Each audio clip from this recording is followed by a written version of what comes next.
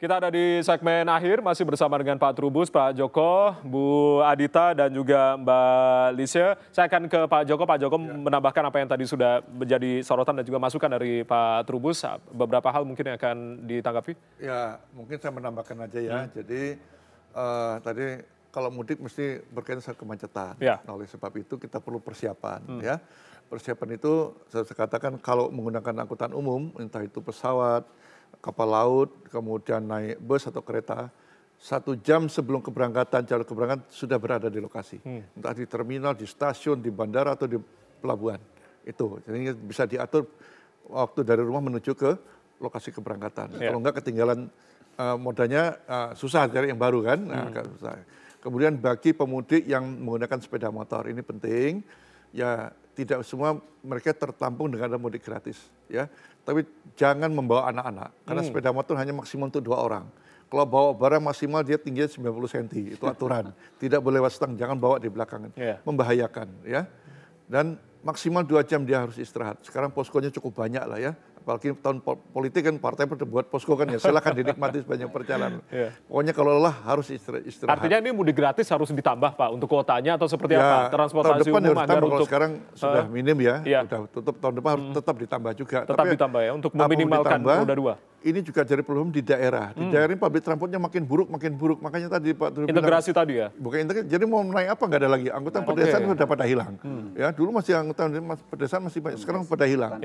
Sekarang tugas pemerintah tidak harus membuat Transjakarta seperti Transjakarta di daerah-daerah. Harus diperbanyak itu, tidak bisa tidak. Itu kan agar apa? Yang mudik itu makin banyak menggunakan angkutan umum, tidak banyak menggunakan sepeda motor maupun mobil. Nah, kembali pada keselamatan, mobil juga sama. Mobil harus disiapkan secara kendaraan, tapi orangnya penting. Ya, maksimal 3-4 jam dia harus istirahat. Ya, tidak harus memaksakan diri di jalan tol. Di jalan tol masih banyak rest area yang lebih enak kulinernya kan, banyak pilihan.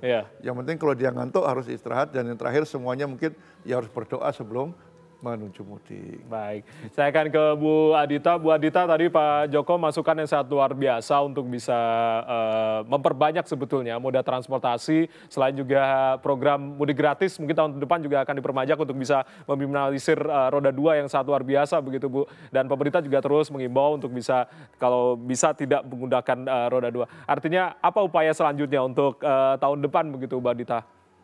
Soal mudik gratis ya, ya tentu kami sebenarnya sangat ingin memberikan kapasitas yang jauh lebih banyak ya. Namun demikian tentu ada keterbatasan juga dari sisi anggaran yang harus kami kelola sedemikian rupa, sehingga tahun ini kita baru bisa menyediakan 90.000 tempat. 90.000 ini untuk mudik gratis yang menggunakan bis, yang motornya diangkut menggunakan truk, kemudian yang menggunakan kapal laut dan kereta api. Yang saya dapat informasi dari kantor BUMN bersama tentunya BUMN ini menyediakan kurang lebih 60.000. Jadi kalau di total dari Kementerian Perhubungan dan BUMN saja itu sudah ada 150 ribuan ya. Ya tentu kami berharap ada partisipasi lain dari pihak swasta, dari perusahaan-perusahaan yang lain. Kemudian saya juga dengar dari media juga banyak yang melakukan. Jadi saya harapkan ini juga bisa mengajak partisipasi lebih banyak pihak gitu, sehingga ketersediaan dari mudik gratis juga akan lebih banyak. Dan ini juga tentu kami dalam rangka untuk menurunkan atau setidaknya mengurangi lah jumlah pemudik yang akan menggunakan kendaraan roda 2. Karena tadi sudah disampaikan juga oleh Pak Joko, dan kami sangat setuju bahwa ini memang sangat berbahaya. Tetapi kalaupun memang harus menggunakan, tolong patuhilah ketentuannya. Jadi tidak melebihi kapasitas ya. Memang seharusnya motor hanya untuk 2 orang ya. Dan juga membawa barang yang tidak berlebihan. Ini hal-hal ini yang saat ini bisa kita lakukan, kami lakukan. Dan dari pihak kepolisian juga nantinya akan turun ke lapangan untuk memperingatkan para pengemudi yang menggunakan kendaraan roda 2 ini untuk banyak istirahat gitu, tidak memaksakan diri. Karena kelelahan menggunakan roda 2 ini sebenarnya menjadi awal penyebab jadinya kecelakaan. Baik, Bu Adita sekaligus mengimbau kepada masyarakat yang akan melakukan perjalanan mudik dengan aman dan tentunya juga berkesan sesuai dengan slogan kita. Silakan.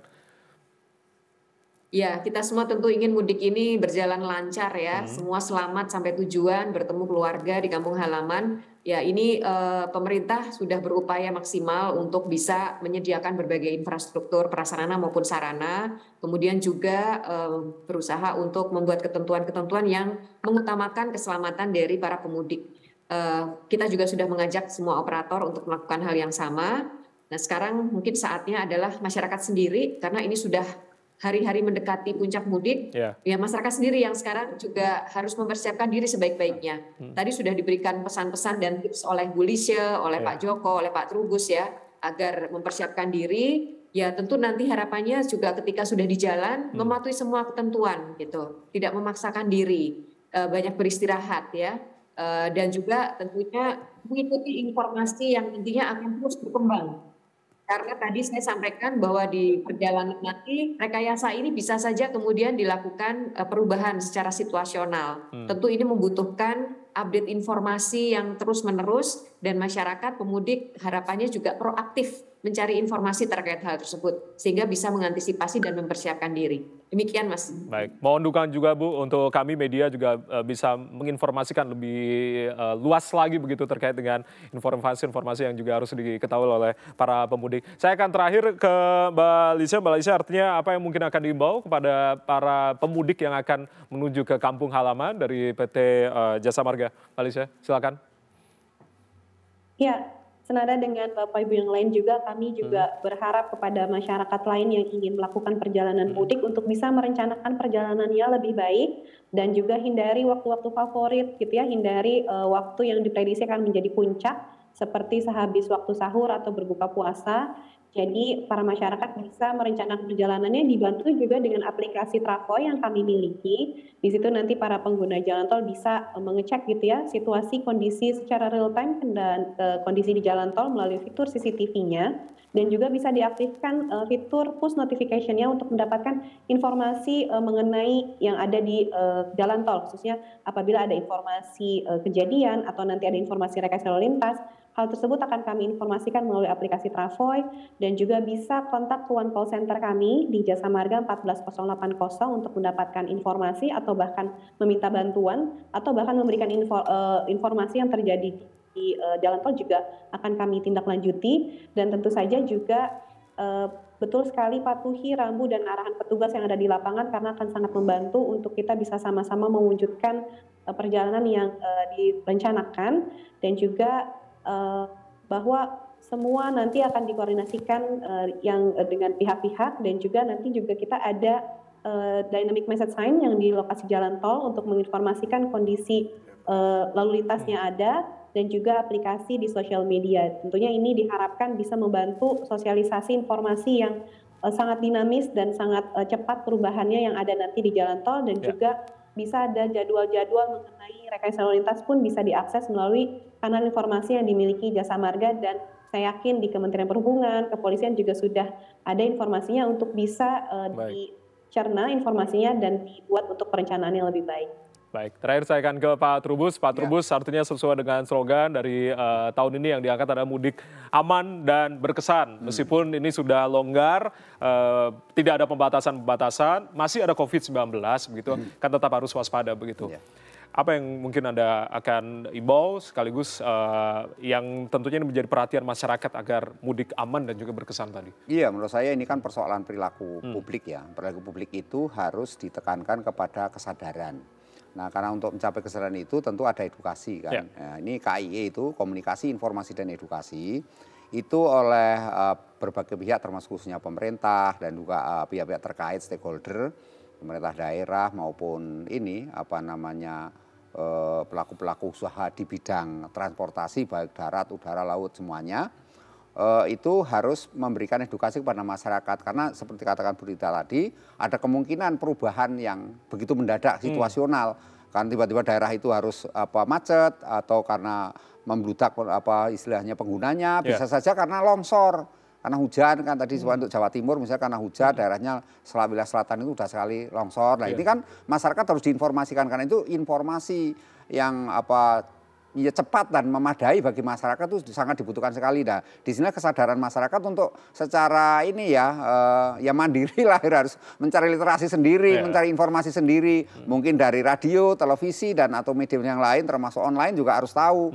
Jika jangan mengandalkan segala sesuatu menurut kebiasaan-kebiasaan saja. Artinya karena mudik ini situasi yang sifatnya menyenangkan, tapi juga banyak tantangan di situ gitu. Kalau misalnya kesadarannya rendah, munculnya adalah kecelakaan, munculnya mogok di jalan, kemudian banyak masalah karena kendaraannya juga nggak layak jalan juga dipaksa, apalagi kemudian di tengah itu ada transportasi umum yang sifatnya tidak layak jalan, ya entah bis, entah kendaraan yang lainnya. Nah, ini juga harus menjadi perhatian juga di mana pemerintah harus memberikan edukasi terutama pemerintah daerah, dan inilah angkot-angkot di daerah itu juga harus diedukasi itu bahwa mereka jangan karena ini orang datang dari Jakarta, dari kota, kemudian ditarif mahal. Ini jadi seringkali seperti itu banyak terjadi, dan hal yang sangat memprihatinkan juga kemudian masyarakat itu seringkali pada tataran yang seperti tak berdaya ya, tak berdaya oleh situasi karena ya istilahnya rasa keponya ke kampung halaman itu, ya rasa ingin pulangnya juga sangat luar biasa. Apalagi sekarang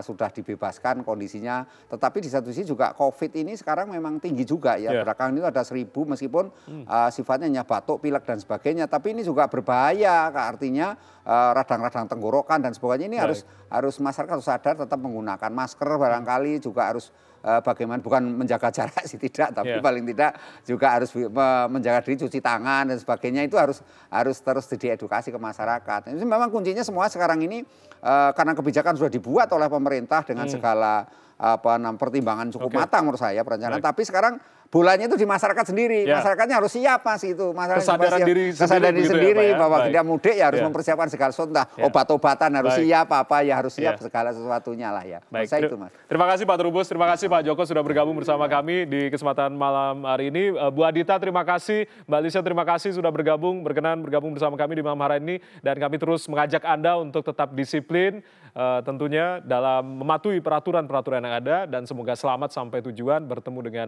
sanak keluarga dan juga saudara. Akhir kata, saya Ardianto Wijaya mengucapkan terima kasih atas perhatian Anda. Tetap saksikan TVRI, media pemersatu bangsa. Selamat malam, sampai jumpa. Terima kasih banyak Pak Trubus.